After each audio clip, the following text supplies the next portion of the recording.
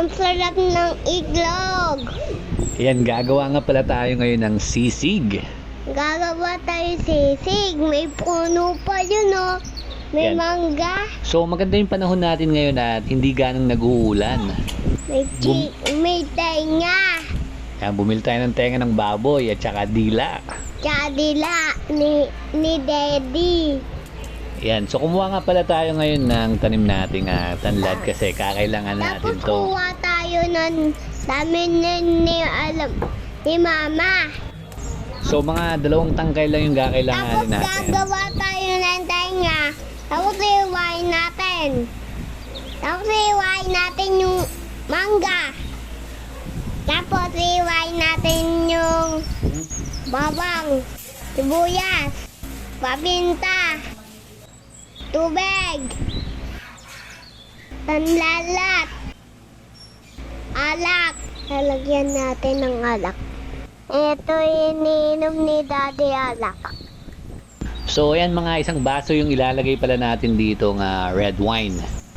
Ayan, so papakuluan lang natin to hanggang sa makuha natin yung lambot na gusto natin dito sa baboy. At syempre, lalagyan din natin to ng pampalasang asin. Maglalagay rin pala tayo rito ng mga ilang pirasong dahon ng laurel. Yan. So gusto nga pala ni Icy na siya magluluto nitong sisig. Kaya siya na rin pinaghalo natin at pagbabantayin natin dito sa pinapakulo nating tenga ng baboy. So medyo nahihirapan pa siya magsindi ng kalan kaya tayo na lang muna yung magsisindi. So ayan, antayin lang muna natin to hanggang sa lumambot yung ating tenga. Mga kulang-kulang 45 minutes din pala natin tong pinakulo yung ating yan, yung tenga ng baboy. At ayan, malambot na. So papalamigin muna natin to at papatuluin. Medyo nag-caramelize nga pala yung ating baboy gawa nung wine na nilagay natin.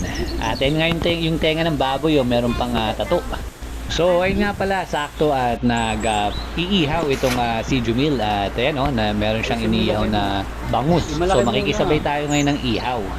At syempre si Icy pa rin ang pag-iihawin natin itong tenga ng baboy.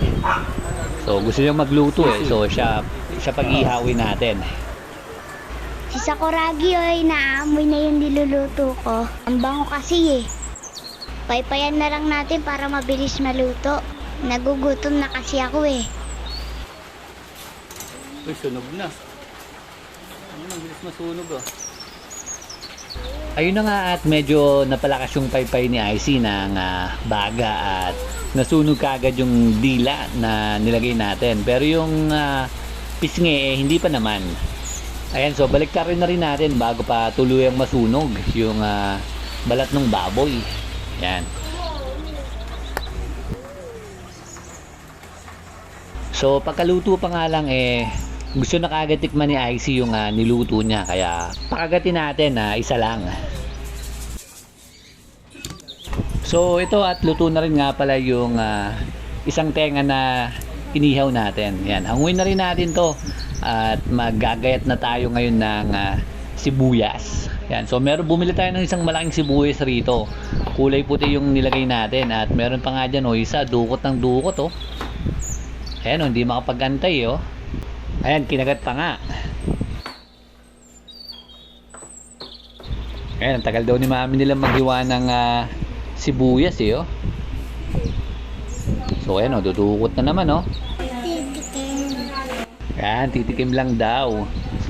Ayan, pero kanina patikim ng tikim yan Ito yung malaman, yung kinain natin. Mahiwa ka. Puro balat, pero malutong.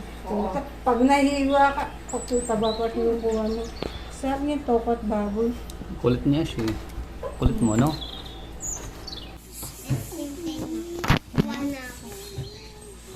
Ito naman. Ay, nakapadukot ng dukot. Ayan pasimple na naman yung bata Kulit talaga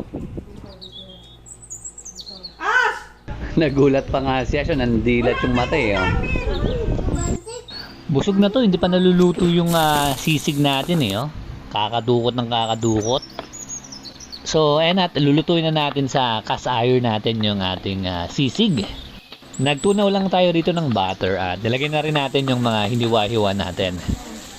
Sisimplihan lang natin tong ating sisig kasi malasa na yung baboy natin, kaya ang gagawin natin dito lalagyan lang natin to ng paminta at asin.